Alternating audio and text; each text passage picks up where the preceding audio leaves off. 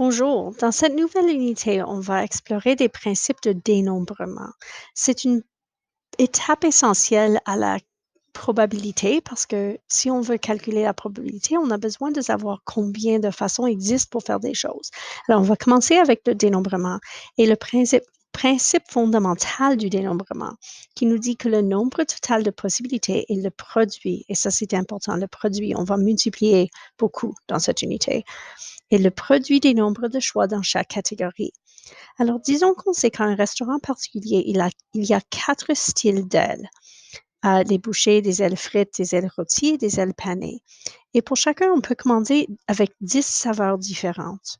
Alors, on veut savoir combien de commandes distinctes sont possibles. Alors, on a 2 choix à faire. Quel style? Et pour ce choix, il y a 4 possibilités. Et quelle saveur? Et pour ce choix, il y a 10 possibilités. Alors, en total, 40 possibilités. On pourrait imaginer un diagramme d'arbre où on choisit notre style en premier. Et pour chacune de ces styles, on peut choisir nos 10 saveurs. Alors, on va voir qu'il y a essentiellement 10 fois 4, 10 plus 10 plus 10 plus 10 ou 40 possibilités. C'est pas toujours si évident qu'on fait des choix, mais si on a un exemple que combien de plaques d'immatriculation sont possibles si on commence avec 3 lettres, alors on a 3 lettres suivies de 3 chiffres. 6 places en total, alors 6 choix en total. Si on exclut I et O, il y a normalement 26 lettres, mais si on exclut ces deux, il y a 24 lettres et il y a 10 chiffres. Alors pour chacune des 3 premières places, on a 24 possibilités parce qu'il y a 24 lettres qu'on pourrait choisir pour chacune de ces 3 places. Et pour les dernières 3 places, il y a 10 possibilités parce qu'il y a 10 chiffres qu'on peut choisir. Alors, si on fait toutes ces multiplications, on a un nombre assez grand, essentiellement 13 824 000 plaques d'immatriculation qui étaient possibles. Ça, c'était l'ancien standard de l'Alberta. Maintenant, on met 3 lettres avec 4 chiffres parce qu'il n'y avait pas assez de plaques possibles avec 3 lettres et 3 chiffres seulement. Disons que tu connais qu'un code d'accès commence avec les chiffres 3 et 8 dans cet ordre. Alors, on n'a pas besoin de faire des choix pour ces premiers chiffres, mais on ne connaît pas les autres chiffres. L'autre chose qui n'est pas connue, c'est que le code peut contenir 4 ou 5 chiffres, c'est-à-dire ça pourrait être 3, 8 et puis ensuite 2 nombres qui sont inconnus, ou 3, 8 et ensuite 3 nombres qui sont inconnus. Combien de possibilités y a-t-il? Là, c'est le mot « ou » qui est important. Alors, dans les autres cas, ici par exemple, j'avais 3 lettres et 3 chiffres, et c'est la multiplication. Multiplie. Dans l'autre cas, le premier exemple, je choisissais une style d'aile et une saveur, alors une multiplication.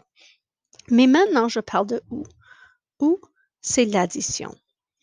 Alors, je dois ajouter ensemble ces deux possibilités. Pour les deux, j'ai des chiffres qui sont inconnus. Et encore une fois, il y a 10 chiffres. Alors, on a 10 possibilités pour le troisième chiffre et 10 possibilités pour le quatrième chiffre. Donc, 100 possibilités ici. Et 10 fois 10 fois 10, s'il y a 3. Alors, 1000 possibilités ici. Alors, en total, on peut avoir 1100 possibilités pour ce code d'accès. Si je connais que les chiffres ne peuvent pas se répéter, ça change légèrement le calcul. Parce que maintenant, au lieu de faire 10 fois 10, je dois faire 10 fois 9. Parce qu'il y a 10 possibilités pour le premier chiffre inconnu. Ah non, c'est même pas 10 fois 9, pardon. Parce que les chiffres ne peuvent pas se répéter, je dois exclure 3 et 8. Alors, il n'y a pas 10 possibilités, il y a juste 8 possibilités pour le troisième chiffre et 7 possibilités pour le quatrième, parce qu'une fois que j'ai utilisé un chiffre, je ne peux plus l'utiliser. Et dans l'autre cas, j'ai 8 possibilités fois 7 possibilités fois 6 possibilités. So, si je fais ces multiplications, j'ai 56 plus 336 qui donne 392 possibilités en total. Combien d'arrangements distincts y a-t-il des lettres du mot danser? Bon, on a 1, 2, 3, 4, 5, 6 lettres. Si je veux juste arranger ces lettres dans n'importe quel ordre, de ces 6 lettres, je peux choisir 6 pour la première place.